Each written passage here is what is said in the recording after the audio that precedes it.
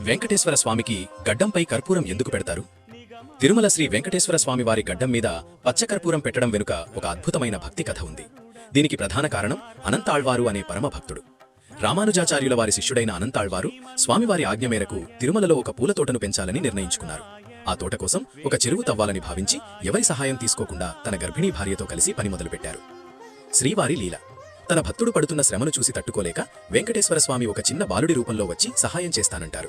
కాని అనంతాళ్వారు నేను స్వామికి చేసే కైంకర్యం సేవ నేనే చేసుకోవాలి అని నిరాకరిస్తారు. అయినా ఆ బాలుడు వినకుండా అనంతాళ్వారు భార్యకు తెలియకుండా సహాయం చేస్తూ ఉంటారు. దీనివల్ల ఆమె పని వేగంగా పూర్తవుతుండటం గమనించిన అనంతాళ్వారు కారణం తెలుసుకుని కోపంతో ఆ బాలుడిపైకి తన చేతిలో ఉన్న పారను గుణపాన్ని విసురుతారు. అది నేరుగా వెళ్లి ఆ బాలుడి గడ్డానికి తగిలి గాయమవుతుంది. ఆ బాలుడు అక్కడ నుండి మాయమైపోతాడు. తర్వాత అనంతాళ్వారు ఆలయంలోకి వెళ్లి స్వామివారిని దర్శించుకోగా విగ్రహం గడ్డం నుండి రక్తం కారుతూ ఉండటం చూసి విస్తుపోతారు. తాను కొట్టిన బాలుడు సాక్షాత్తు ఆ శ్రీనివాసుడే అని గ్రహించి కన్నీళ్లతో స్వామి పాదాలపై పడి క్షమాపణ కోరుకుంటారు. ఆ గాయానికి ఉపశమనంగా వెంటనే పచ్చకర్పూరాన్ని అద్దుతారు. స్వామివారు తన భక్తుడి పట్ల ఉన్న ప్రేమకు గుర్తుగా ఆ గాయం అలాగే ఉండాలని, దానికి పచ్చకర్పూరం అద్దే సేవను నిరంతరం కొనసాగించాలని కోరుకున్నారని చెబుతారు.